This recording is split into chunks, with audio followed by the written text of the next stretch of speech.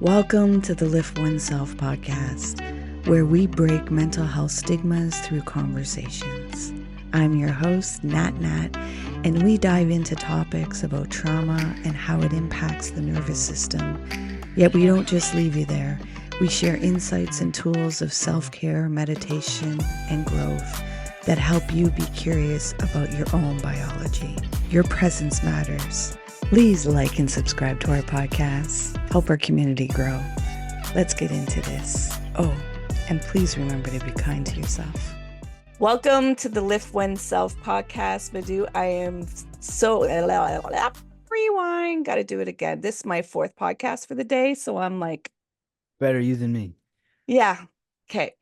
Welcome to the Lift Oneself podcast, Madhu. I am so thankful you're here, and I think we're going to have a playful conversation. Oh, I'm excited to have definitely a playful conversation and certainly one with topics that are, let's say, captivating to say the least. Yeah, and doing some deep diving. Will you join me in a meditation so we can ground ourselves in our breath? Don't threaten me with a good time. Let's do it. And for the listeners, like I always tell you, safety first. So please, if you are driving or doing anything with your visual, don't close your eyes. We want you to be safe and everybody else around you to be safe. And the prompts that I guide us, you're able to do with your activity. Yet if you are getting too relaxed, again, a disclaimer, stop and come back to this part when you're in a space where you can feel the relaxation. So Madhu, I'll ask you to get comfortable in your seat and you're going to gently close your eyes. And you're going to begin breathing in and out through your nose. And bringing your awareness to watching your breath go in and out. You're not going to try and control your breath. You're just going to keep the awareness on watching your breath go in and out. Being aware of its rhythm. There may be sensations or feelings coming up in the body. Let them come up. You're safe to feel. You're safe to let go. Surrender the need to control. Release the need to resist and just be. Be in your breath. Drop into your body.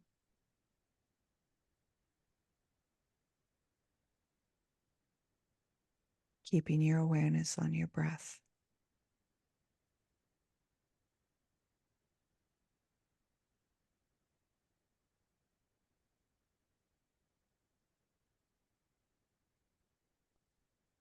Continue keeping your awareness on your breath.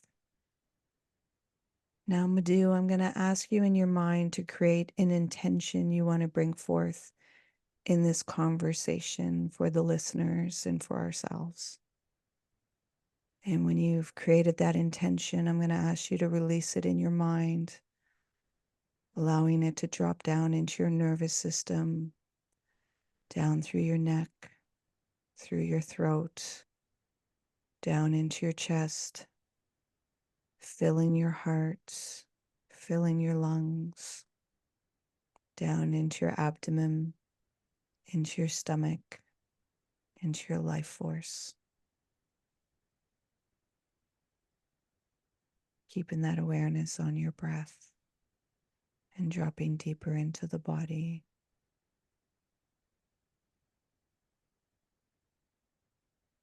Allowing that intention to surround your energy field.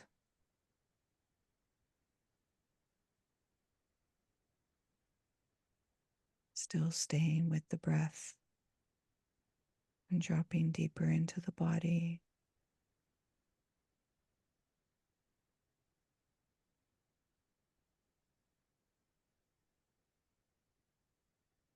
While staying with your breath at your own time and at your own pace, you're going to gently open your eyes while staying with your breath.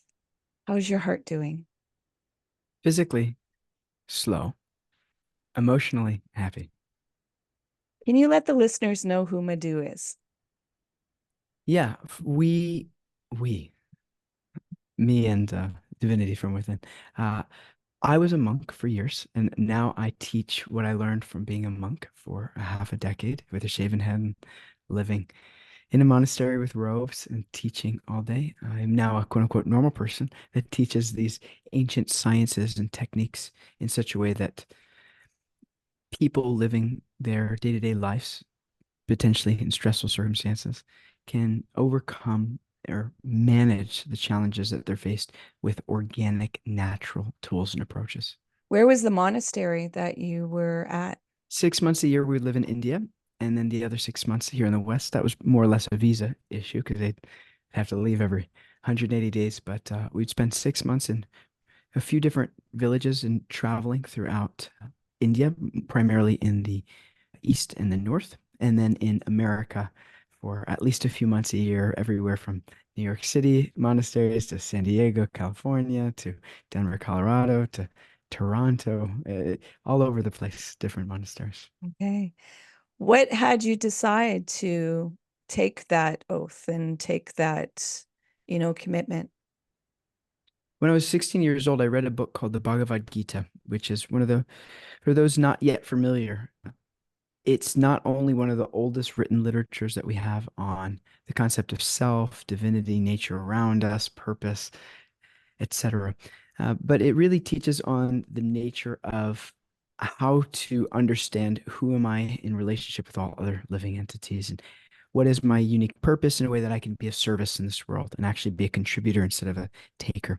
And what am I? A body? Am I a mind? Am I something beyond that? Am I divine? Etc. And when I read that, something sparked a deep interest within me that was unlike the other philosophy and theology I was studying from the West, where I realized, okay, there's a lot of information there in the world that I do not have access to currently, or that I have not learned, and I know that I don't know a lot. And so at that point, I was going to school and I graduated high school at 16, not because I'm smart, because I want to get the heck out of that place. That was not meant for high school, let me tell you. And when I was 17, I wanted to become a monk. I started visiting different monasteries throughout. I was living on the East Coast at this time with my family, but every weekend I would drive up to different monasteries and check different situations out. And then as I started practicing these different ancient spiritual practices on my day-to-day basis, I started to notice the difference. Everything from not relying on particular medications that people said I have to take for first it was ADD growing up, then it became ADHD, and then it was anxiety. And so I was always told you have to do this, you have to do that. And I started realizing I could actually control my mind without all of these external artificial things. Not that they're bad, there's a function for them, don't get me wrong, but I didn't need them. I didn't need to rely on them. And I started to feel the difference. I started to feel the happiness, the relief of being controlled by my mind. And then I wanted to become a monk, but they wouldn't let me because I was a minor. So on my 18th birthday, that's when I shaved my head, moved in, 2 pairs of orange robes to my name, and did that for about 5 years till graduating and becoming normal, hence the hair. What had you leave? Yeah, it's 99% of monks are student monks, in which case about 1% of them will go on to be, we call lifers. Those who become celibate for the rest of their life, they take that lifelong vow, which is not for most, let's put it that way. And so myself, along with most of the monks in training, the idea is under guidance, you learn for a certain amount of time. For some, that means 6 months, some a year, some 5, some 10, some it's longer.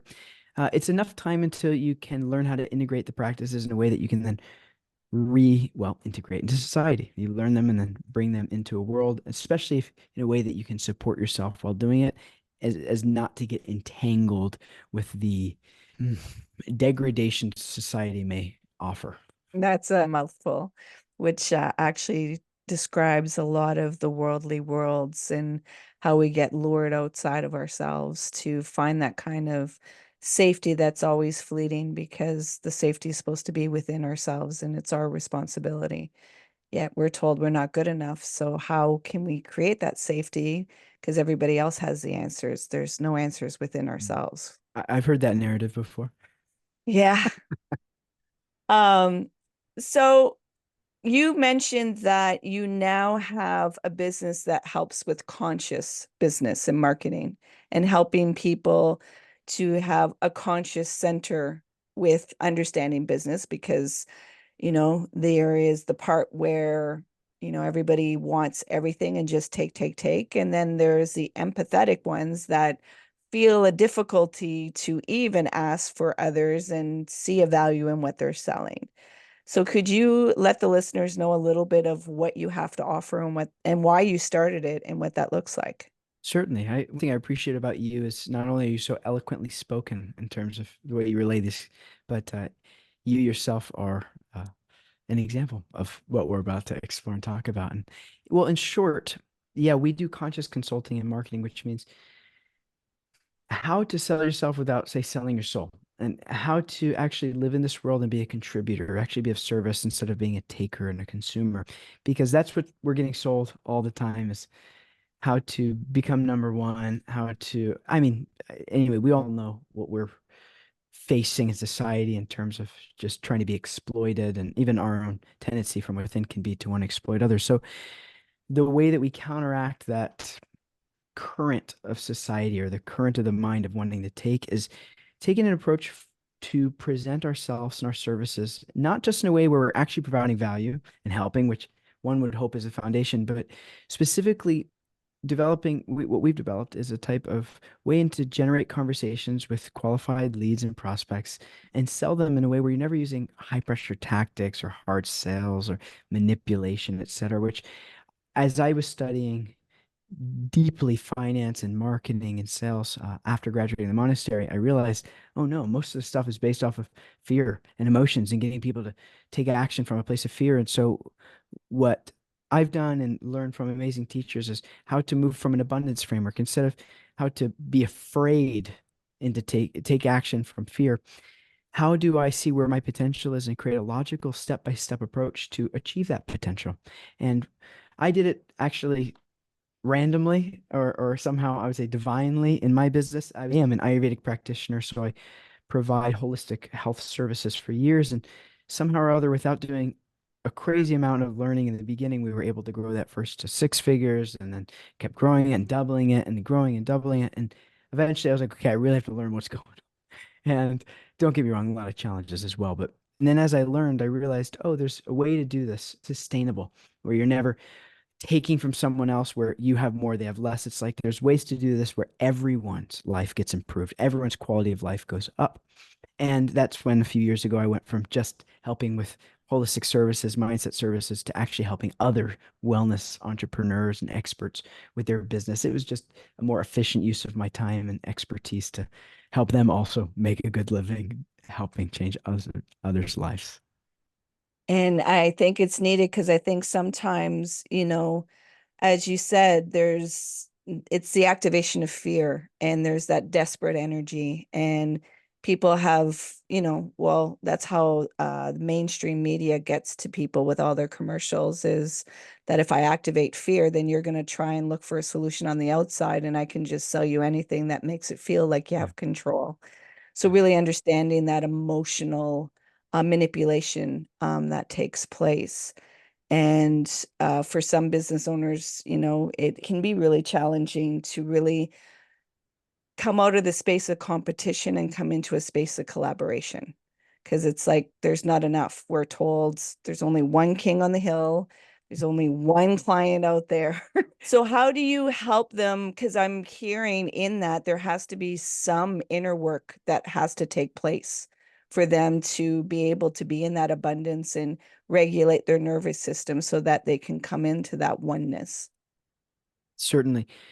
Well, I often say that a drowning lifeguard can't save any, but a strong lifeguard can save many. And this is the idea that in order to actually serve and help others, we need to first help ourselves, make sure we're strong and nourished, learn how to regulate our central nervous system, as you're mentioning, and just not fry out the body, which is what the tendency might be to push and push and push. So the approach that we take is not only just from a strategic standpoint, but it's also a mindset standpoint. So what we do is conscious closing systems, which is okay, how to make duh offers that when people your ideal clients see, wow, and then how to actually generate leads organically and how to sell but without ever using pushy tactics and how to scale. So there's the system side, and I do love that stuff. I've got a knack for it, but the other half is called the monk mindset, which is how do I actually learn how to control my mind, which by controlling the mind, we very big umbrella statement of what actually that means, but in simple, it means learning to control the voluntary functions of our both physiology and psychology, most of that regulate our nervous system in such a way so that you can be nourished and solid and centered and cored and whatever vernacular we might want to learn or use, be present and actually be able to give from a place where you're yourself are on a strong foundation and you yourself are in a connected, nourished situation. And so I believe in both because I people who know the systems and they hate everything about their life and they feel miserable and they feel unhealthy and they got poor relationships, etc. And I also know people who have done the inner work and aren't making any money. And so I believe in not that everyone has to, but for those who want to, there's a way to do both. And not that we perfected it, but certainly we found a way that works, not just for myself, but for the many hundreds of people who've gotten the opportunity to serve. And it's usually a lot more simple than we probably want to think. Usually the mind goes, oh, it's got to be some advanced new. No, it's just do the basics well. And there's, of course, good strategies and systems behind that, but it's a matter of controlling our mind and then applying strategies and behaviors into our life that will actually provide us success. So that's just a matter of time until we're successful. The action, taking that action, because that when you're going against, well, not going against, because you can't override biology. When you better understand your defense mechanisms, and then you can use fear and you can ride on it, because I understand that a lot of people are like, oh, fear and don't fear. And it's like, well, a healthy nervous system needs fear. If you want to be connected into intuition, well, then that means curiosity is going to bring you into the unknown and uncertainty, and the nervous system is going to get activated to see, are we safe to go into these spaces? And you tell it yes, you can use the energy of fear and not be swallowed up by it and be frozen by it. Is there any language on, I understand the service and giving, yet in that you need to be able to receive. And that is sometimes a missing part where people are not allowing themselves to receive, because it's a really good Mm. benefit to be giving and it's a power dynamic to be giving, yet it's a vulnerable state to be receiving, and allow yourself to receive. Do you have that language in your program or? Yeah, well said. I appreciate the way you presented that because there can be a type of bypassing where it's like, yeah, I'm just going to serve, but at my own expense. And, we can only, again, we can only give from what we have. And so one thing that we were taught as monks is that the reason you become a student monk for some time, in my case, it was about 5 years, is to certainly learn and acquire and consume and fortify ourselves first and foremost from a place that then we can give out to others. And the meditation that's often given is fill yourself up so much that you're overflowing, and then you take that overflow and you use that as service to others. So that's typically the conception that I teach and that I consider is that fill yourself up so much that you are bursting at the seams with the content, the stuff that's worked for you. Because I also believe in making the transformation first yourself and then facilitating that to others. Obviously, there's examples. You don't need to be operated on a surgeon who has also had any surgery, as long as they know surgery so well. So certainly there is theoretical knowledge and there's a huge value in that. But to the extent that we can say, hey, I did this thing and I can show you how it worked for me, let me also do it for you. Not only does that take care of imposter syndrome, because imposter syndrome means I'm making big claims of what has to happen. No, you're saying, hey, this is what I do. This is what's worked, and it's worked for enough people I've helped, so it probably work for you. And we're taking this approach. Not only does it help with all these limiting beliefs, and we can name them endlessly, but it also puts us in a situation where we can vulnerably and honestly help, where instead of just giving from an empty plate, an empty bucket, we actually say, hey, I got a lot of goodies here, and they don't belong to me. Truth doesn't belong to anyone. I just so happen to have great teachers that have thrown a bunch of truths in my bucket, and now I can share them with you. And it's the gift that keeps giving, because giving away truth to you, never actually lose that truth. I never actually lose that knowledge myself. And so it's the ever exponentially expanding gift of knowledge. Yeah. How do you help yourself and others when there's this? I know sometimes we can get into this, the mind wants to arrive somewhere, and that when you arrive, everything will be figured out and everything will be perfect and it'll be bliss. And unicorns and rainbows where, you get to that place and then it's like, wait, where, what, I gotta still keep going.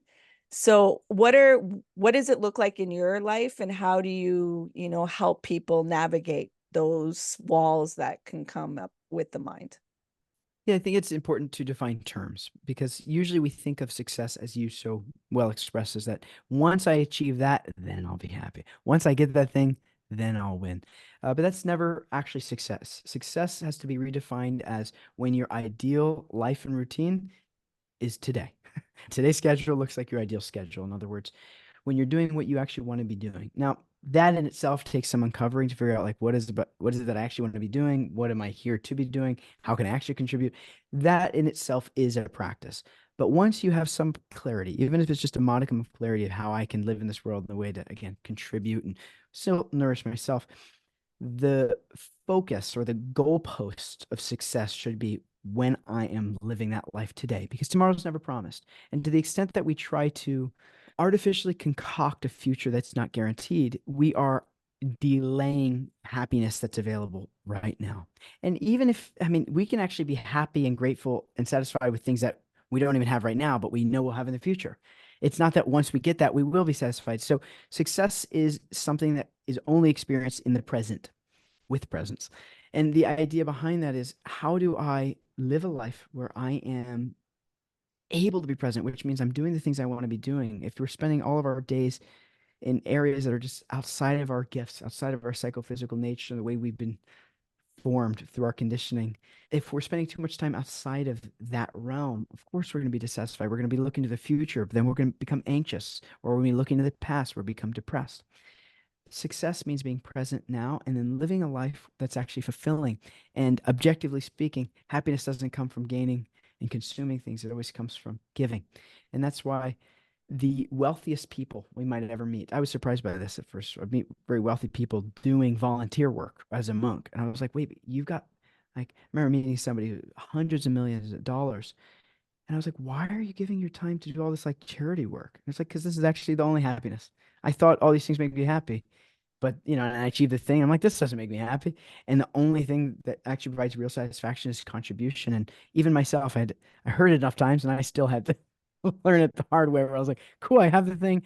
Oh, that didn't do it. Okay, okay, I've got the best wife in the world. She makes me happy, and I got love what I do for work, and I make a great living doing it. And I have good health. And it's never just that. The satisfaction really comes from saying, hey, I really touched someone's life. I made someone's life a little bit better. And that's where that real contentment and satisfaction comes. Beautifully said. I want to bring you into a space where I think sometimes people are harming themselves, because a lot of times people are talking about the gratitude and the happiness and being a good mental state. Yet to be human is that you're going to feel some of the denser emotions like anger and fear and, feeling, even if you're an entrepreneur, feeling the struggles of the silence and not having momentum. So what is something that you would like to offer the listeners, or what you do with your own personal life and for others, to navigate those waves and those parts of being human? Yeah, I'll start with saying that the alternative to feeling how you feel is very dangerous and scary. And as you mentioned, one inevitably feels negative types of emotions. And I would say, I hope so, because it's all not possible. We numb ourselves to the natural emotions that come up. But to the extent that we can actually feel what we do feel, because it's not like you have to come up with emotion. No, you got them. It's just the willingness and the feeling of security and safety to say, I'm allowed to feel this and I'm okay. So what I would like to offer everyone, and not that you have to take my word for it, but you have full permission to feel how you feel. And that means all feelings. And that it's not just the sad ones, that's the good ones. You're like, wait, am I too happy? Am I whatever it might be? Because the alternative is really dangerous and really scary in that we start to numb ourselves. We distract ourselves. I mean, there's a lot of qualifiers to what we would do to stop feeling what we're doing, but pick a card, any card will do. Whatever facade we're putting up that is blocking us from actually accepting the reality of how we feel. We're never going to just stop feeling that way. We're going to postpone it to a later time, and it never gets easier to deal with.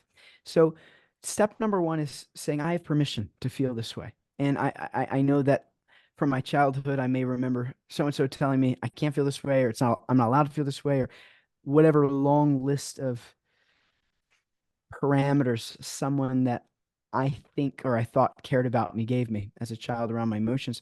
Setting that aside and ultimately, from at least a logical standpoint, saying, I am not only entitled to feel these emotions, but it's imperative so that I don't become in a much worse situation than I am now by trying to suppress it. And so really find ways to express it in ways that it doesn't harm you or anyone else. It's like feel it all.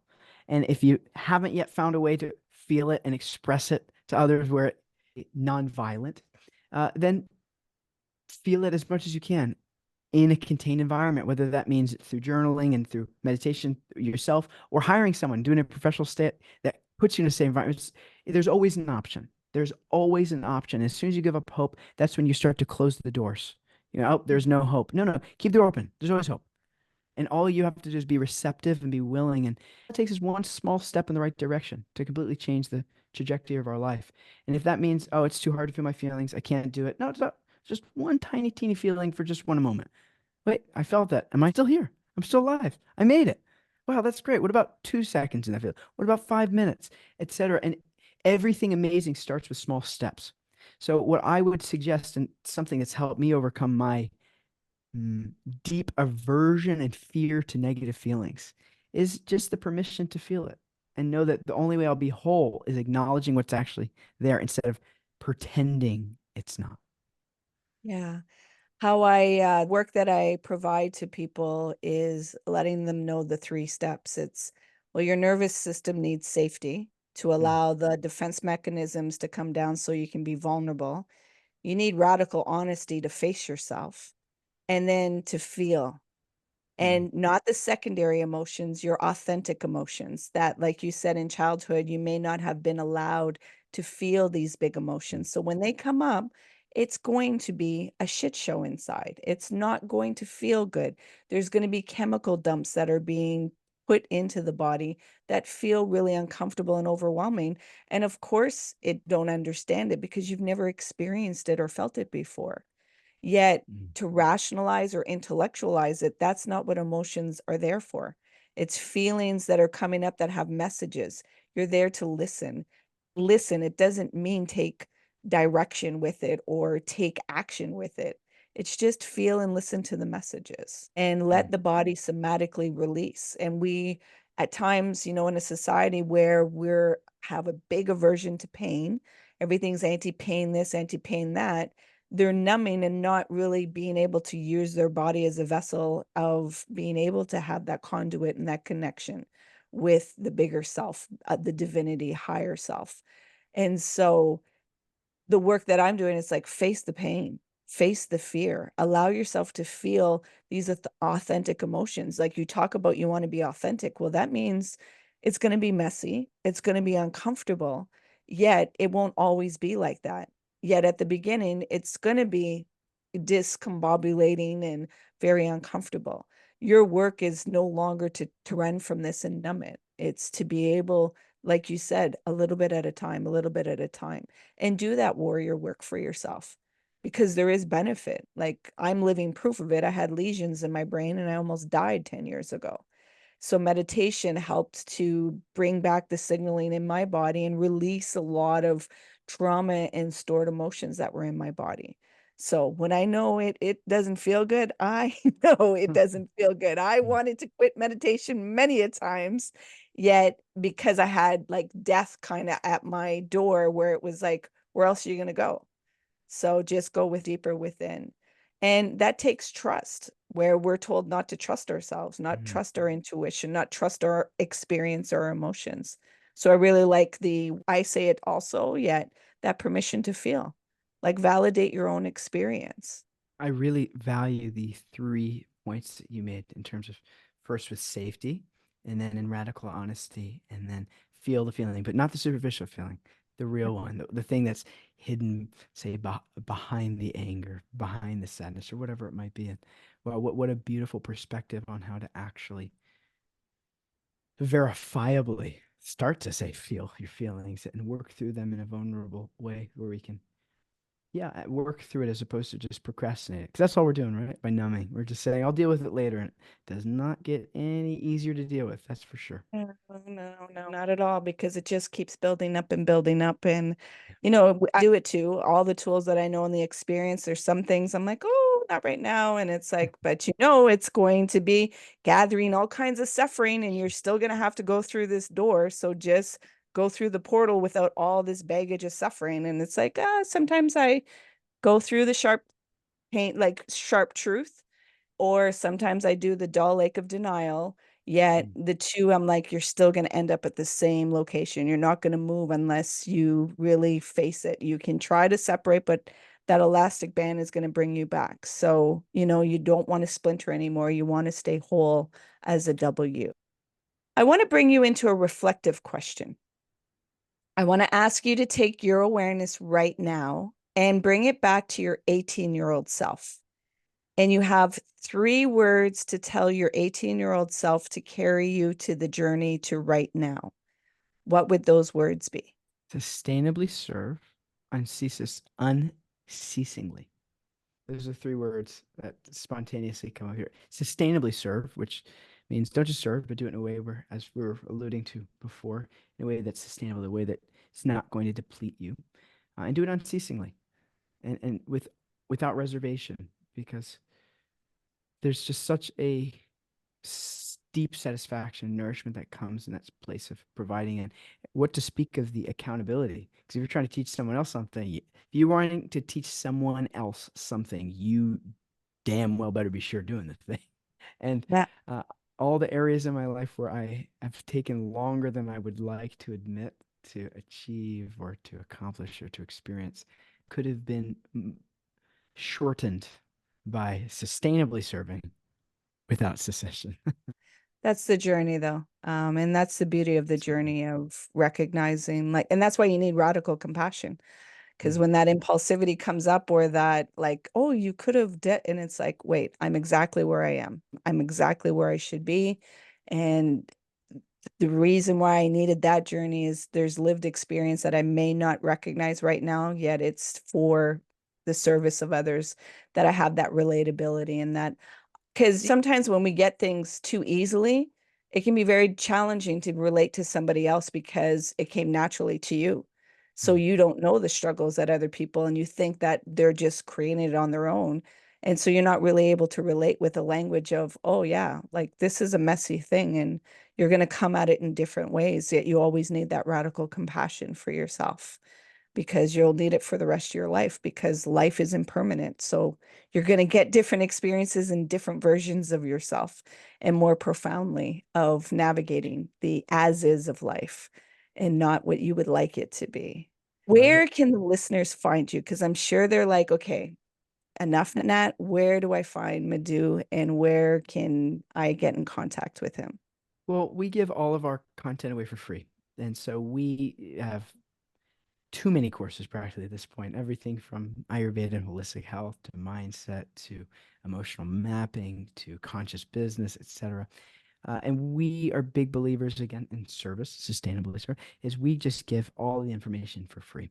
And what I've seen people charge tens of thousands of dollars for practically. And I have no issue. Everyone should charge whatever they want. And for us, we just like to make it as accessible as possible. So on any platform at madhu.life, which is madhu.life, madhu.life, if anyone sends me the message, oneself, let's keep it fun, oneself, which means I'll know that you came from this particular podcast. Not only will I get you access to our community, which has probably, I wouldn't say, of course, anything you think of, but when it comes to living a conscious life, various elements and angles on how to do that and how to support yourself while doing it from a health perspective, business perspective, relationship perspective, etc. Not only will I give you guys access, but I always like to throw in a little extra treat. But make sure that when you reach out, say oneself, so I know you're coming from here, so I can send you a couple of extra little treats as well. That's everything. We have workbooks that you can do at your own pace, and and all of this stuff just to try to make it as accessible as possible to reach the potential life that you want to live, you can live, and you just need a couple little pushes in that right direction. We're happy to be one additional support system. So madhu.life, madhu.life. That's our website. That's our name on all social media platforms, etc. You just send us a message there, oneself, and we'll get you set up with, we'll let you know all the different resources that we have to make sure that you have at least one clear next step to achieving the life that you want. Is there anything that you would like to leave the listeners? Yeah, know that there's always an option, is that our brain is always creating evidence for what we are thinking, saying, and doing. So if we're thinking, I'm not good enough, we're never going to feel good enough. That's for sure. If the person who says, I'm never lose the weight, the person who says, I'm never going to find love, never finds love. We have to first give ourselves that permission and know that there's endless options and say that I can do this. This is possible. And just by that first step of internally creating the space for the thing we want to exist, I always call it that mental real estate. Step one is just know that it's possible. Create the mental real estate. And then from there, just be receptive to the opportunities that come through, some might say, the universe, through divinity. We're ultimately talking about the same thing, an omnipotent, powerful source that loves you more than you've ever been loved, that wants to give you more than you could accept with your two hands, and just becoming open and receptive to that. That's step number one, and you're guaranteed success if you do that, as long as that receptivity capability is being practiced, and then you'll be happy. It's just a matter of time. Just wait. Thank you for that. Now, my curiosity is playing. So I just want to ask, I'm sure that this has been asked to you. How do you deal with anybody that's asking you if you could be in comparison to Jay Shetty? Because your story. Yeah, I know Jay. Yeah, we were monks together, actually. Different. He was in the UK and I was mostly in America at that time. But it was now quite some years ago, maybe a decade ago, that we first met in UK, actually at a temple, at an ashram there. And he's such an inspiration. We're not besties per se, but he's like an older brother that I look up to. And when I remember when he started to get some traction through Ariana Huffington on Huffington Post, and he just kept growing and growing. And he's such an inspiration for so many. And he lives about an hour north of us or so. And so every so often we get to see each other. And if you don't know who Jay Shetty is, you're living on a rock. No, but go check him out. And I make all my clients read Think Like a Monk because it's the content he shares. It's so valuable. This is one of his, I think it was his first book that he put out. And so, yeah, definitely a lot of similarities because we were both trained in the same system of bhakti yoga. Thank you for sharing that, because I know that there's probably some listeners that they're hearing. It's like, this guy sounds kind of familiar. And it's like, well, there's another one that you might be thinking about. This is Madhu. Okay. So it's not the Jay Shetty, it's the Madhu. So make sure you got it right. I want to thank you for coming on the podcast and sharing such a delightful, playful energy. And also, really doing that warrior work, doing that alchemy of taking those impurities that you thought that people had projected on you, and you transform them into gold. And not only kept the gold for yourself, you sharing it out with others so that they can understand the journey back home into their body, into trusting in themselves. So thank you for all that you're doing and the light that you're providing into the world, Madhu. The easiest way to respond is ditto. Thank you for creating such a beautiful platform that allows us to actually explore these things and listening in. And, I can speak for all your listeners. I know they're going to agree with me when there's just a lot of gratitude for this opportunity that you create for us to go deep together. Thank you. Please remember to be kind to yourself. Hey, you made it all the way here. I appreciate you and your time. If you found value in this conversation, please share it out. If there was somebody that popped into your mind, take action and share it out with them. It possibly may not be them that will benefit. It's that they know somebody that will benefit from listening to this conversation. So please take action and share out the podcast. You can find us on social media on Facebook, Instagram, and TikTok under LiftOneSelf. And if you want to inquire about the work that I do and the services that I provide to people, come over on my website, come into a discovery call, LiftOneSelf.com. Until next time, please remember to be kind and gentle with yourself. You matter.